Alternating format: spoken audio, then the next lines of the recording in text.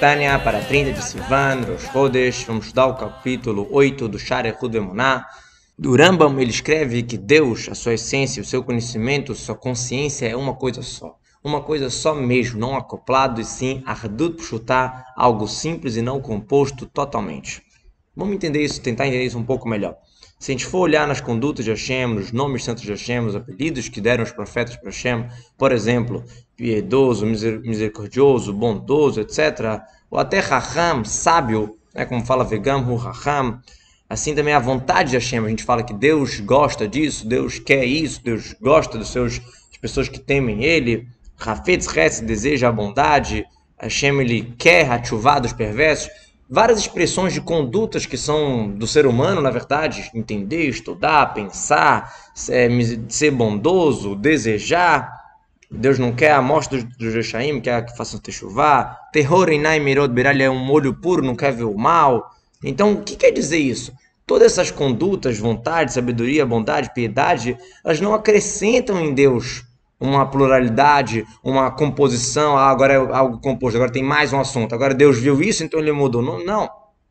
E sim a sua essência, sua vontade, sua sabedoria, seu conhecimento, sua bondade, sua severidade, sua piedade, sua beleza, todas as suas condutas, tudo é uma coisa só. Ardut Pshutá, uma união simples no sentido de não composto, que ele é realmente a da sua essência.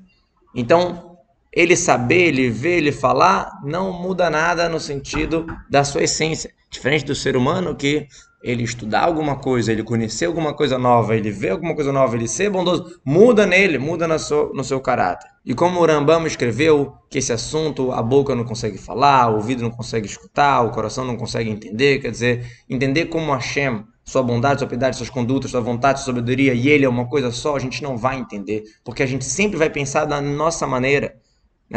A gente vai entender como funciona com a gente. Então, o ser humano é totalmente diferente nesse quesito. A gente vai imaginar alguma coisa, a gente quer alguma coisa, de acordo com aquela vontade, a gente começa a pensar, e a gente vai mudar nossa ação porque a gente gostou de uma coisa ou não gostou de outra, ou porque entendeu que isso é certo. Mas Deus, ele é totalmente acima disso. Ram Venissá, Kadosh Shemo, ele está enaltecido infinitamente, milhares de vezes acima de qualquer louvor, qualquer vantagem que a gente pode falar.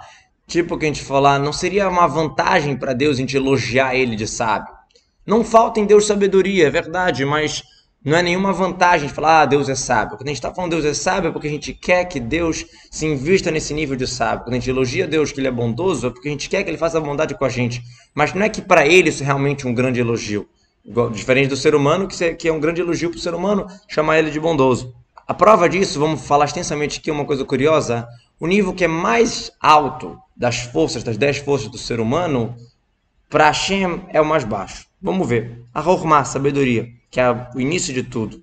A vitalidade dos seres humanos passa sempre pela Chokhmah, pela sabedoria, e de lá vem para as condutas do coração, como bondade, piedade, etc., até que chega na prática, na ação, pensamento, fala e ação. Como a gente vê, por exemplo, uma criança pequena que ela não tem tanta consciência, ela fica raiva toda hora, ela é cruel, ela briga, ela grita pelas coisas, ela ama coisas simples, coisas bobas, exatamente pelo nível da inteligência dele. Coisas que não se merecem amar, ela ama, aquele papelzinho, aquela boberia, por quê? Porque ele não tem a consciência de amar coisas que realmente merecem carinho e assim as outras coisas também.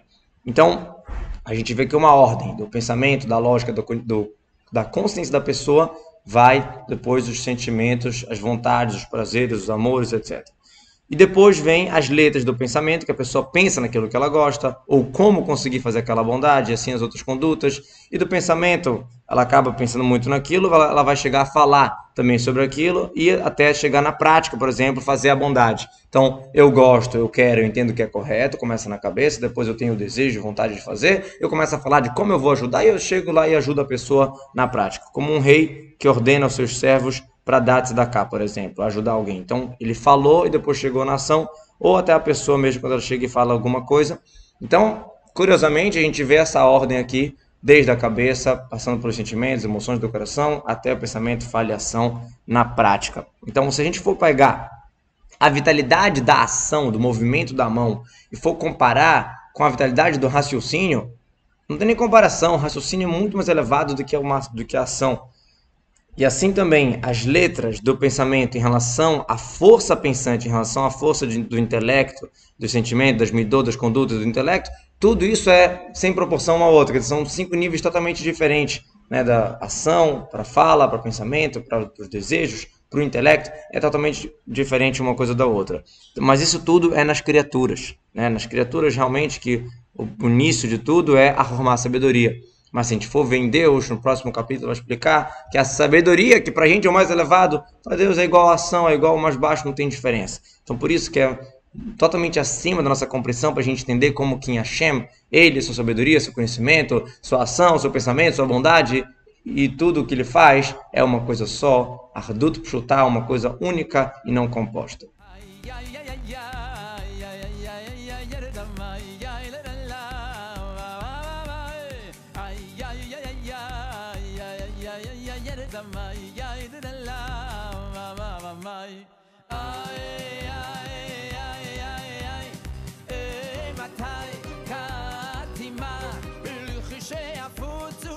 החוצה